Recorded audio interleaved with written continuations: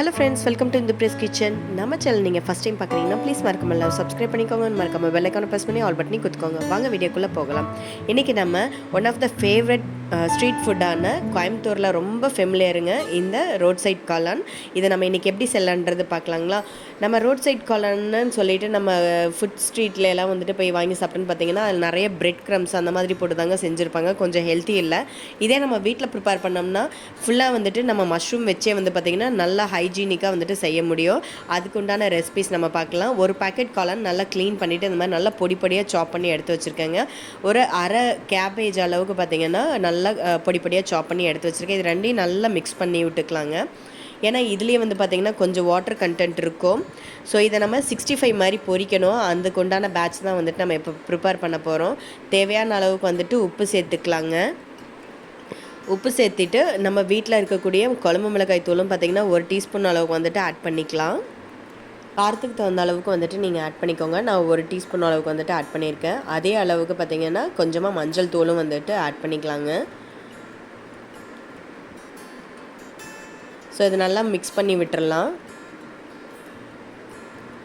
இந்த கேபேஜ்லேயும் மஷ்ரூமில் இருக்க தண்ணியெல்லாம் வந்து பார்த்திங்கன்னா இது நல்லா வந்துட்டு அப்சர்வ் பண்ணிக்கும். அந்த அளவுக்கு பார்த்திங்கன்னா நல்லா நம்ம மிக்ஸ் பண்ணி விட்டுறலாங்க.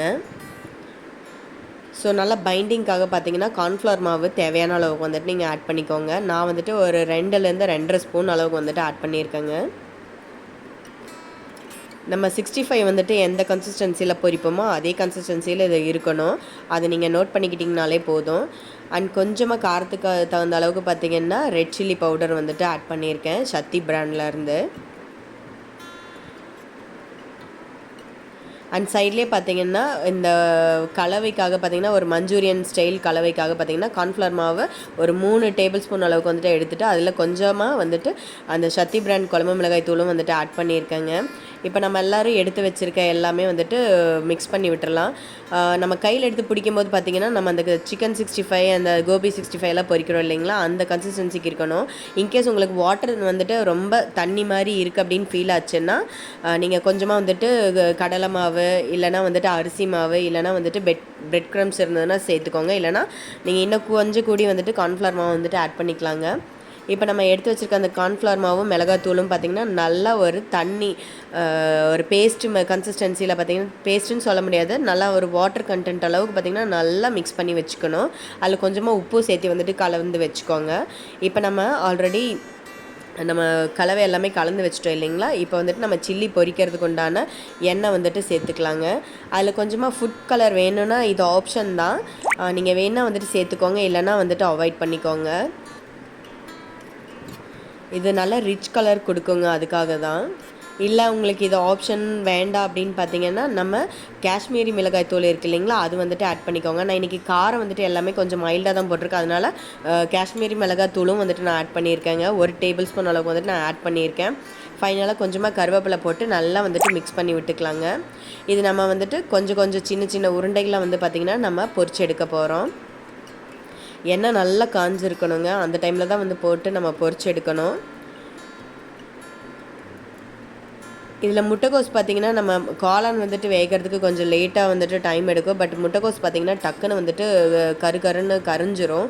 ஸோ ஒரு கோல்டன் ப்ரௌன் கலரில் வந்துட்டு வந்துருச்சுன்னா ஒரு 70 to 75% வந்து நல்லா வெந்துருச்சுனாலே போதுங்க, நம்ம எடுத்துக்கலாம்.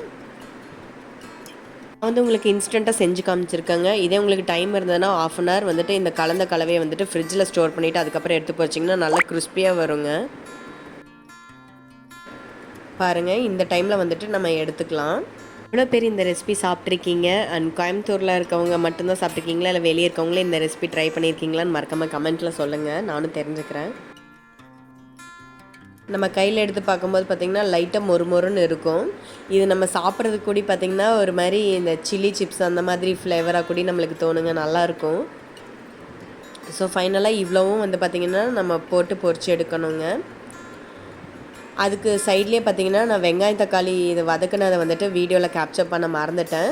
இதில் என்னென்னு பார்த்தீங்கன்னா கொஞ்சமாக தேவையான அளவுக்கு எண்ணெய் விட்டு வெங்காயம் தக்காளி ஒரு பச்சை மிளகாய் காரத்துக்கு தகுந்த அளவுக்கு போட்டு நல்லா வதக்கிட்டு கொஞ்சமாக soya sauce and chilli sauce green chilli sauce and வந்துட்டு டொமேட்டோ சாஸ் போட்டு நல்லா வந்துட்டு இந்த மாதிரி பேஸ்ட் கன்சிஸ்டன்சியில் நல்லா வதக்கியிருக்கேங்க. அவ்வளோதான். இந்த வெங்காயம் தக்காளி அந்த சாஸோட ரா ஸ்மெல்லெல்லாம் போகிற அளவுக்கு நல்லா வந்துட்டு வதக்கிட்டோம்னா போதுங்க. மீடியமான ஃப்ளேம்லேயே வச்சு நல்லா வதக்கிக்கோங்க.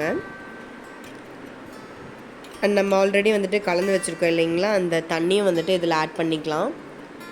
இது சிம்பிள் மெத்தட். பார்த்திங்கன்னா நம்ம ஹோட்டல்ஸில் எல்லாம் மஞ்சூரியன்ஸ் அண்ட் சூப்பெல்லாம் வந்துட்டு இந்த ப்ராசஸில் தான் வந்து செய்வாங்க.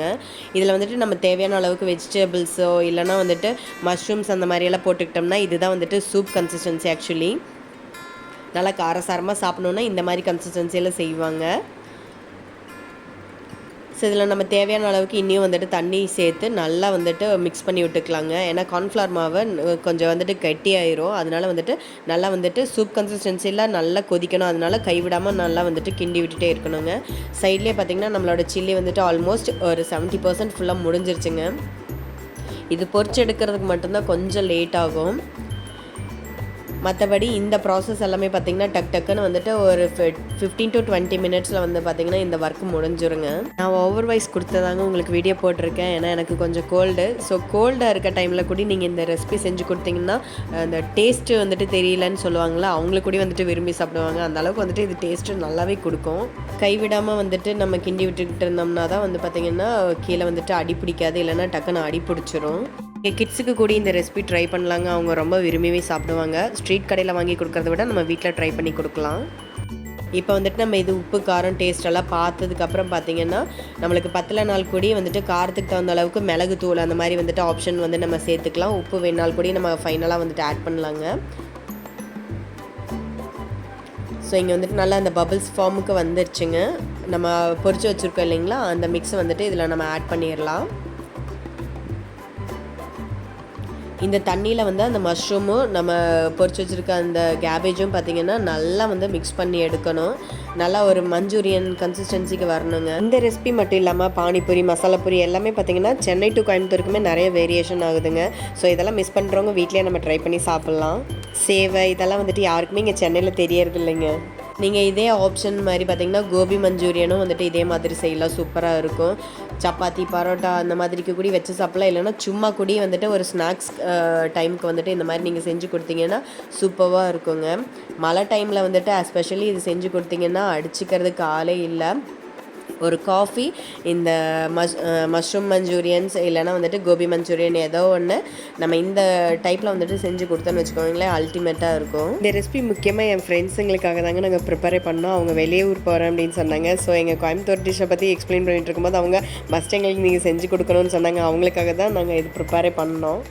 ஃபைனலாக பார்த்திங்கன்னா நல்லா தண்ணி சுண்டி வந்துருச்சுங்க.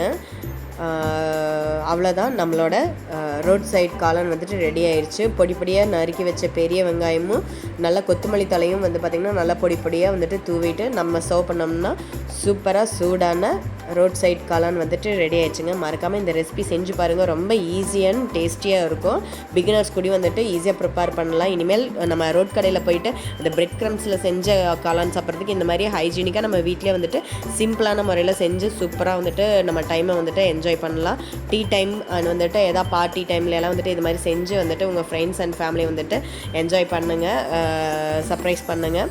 அண்ட் இந்த வீடியோ உங்களுக்கு பிடிச்சிருக்குன்னு நினைக்கிறேன். பிடிச்சதுன்னா மறக்காமல் லைக் பண்ணுங்கள், ஷேர் பண்ணுங்கள். உங்கள் ஃப்ரெண்ட்ஸ் அண்ட் ஃபேமிலி கூடயும் வந்துட்டு ஷேர் பண்ணிக்கோங்க. மறக்காமல் நம்ம சேனலை சப்ஸ்கிரைப் பண்ணி வச்சுக்கோங்க. மோர் வீடியோஸ்க்கு நம்ம சேனலை ஃபாலோ பண்ணுங்கள். தேங்க்ஸ் ஃபார் வாட்சிங். பாய்.